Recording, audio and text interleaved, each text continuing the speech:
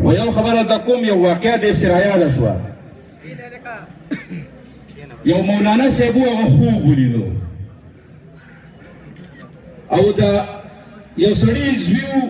دغه سړی نوم جلات خان ډېره زیاته سخته ده په ما ډېره زیاته سخته ده او ته صدقې ورکوه چې دا سخته راباندې لږه کمه شي نو بختي رحمان یې د پلار نوم نو هغه زوی ورته ویلې مولانا صاحب ته ویل تا څه ټیم کې خوب کې راغلی و هغه ویل یاره د شپې داسې 2 بجې وې ویل ما له 3 بجې راغلی بختي رحمان ورته ویل ما ته چې د دې ملا خبره ونه منې ګوره دا ډېر غټ دروغجن دی دی مولانا صاحب ویل دا جلات خان دا بختي رحمان خو ډېر منافق دی ویل تا ته 2 بجې یو څه وایي او ما ته 3 بجې بل څه وایي دا دلته چې کوم ډي سي ناست دی دا ټول بختي رحمان دلی دي 2 بجې به درته یوه خبره کوي 3 بجې به درته بله خبره کوي 4 بجې به درته بله خبره کوي د مچ د وزرو ما طاقت هم دوی سره شته چې تا ته دغه کړي او دا ولې دا عمران خان چې کومه خبره کوي ګوره دا ډېر چې په ګهرایۍ کې ورته وګورې دې خبرې ته چې زه حقیقي ازادي اخلم نن ماته ثابتېږي په دې ورځ هم ماته ثابتېږي چې زما کوم جمهوري عمل دی راغونډېدل دي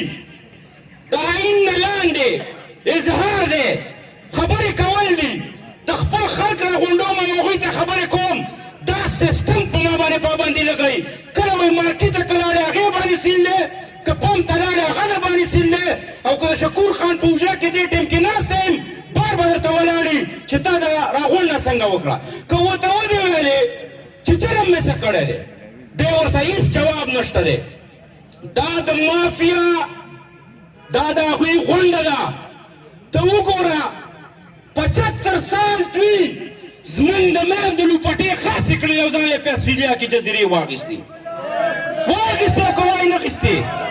دوی زمونږ د خویندو لوپټې راخ کړې او ویشتولې او ځان یې په بلجیم کې جزیرې واخیستې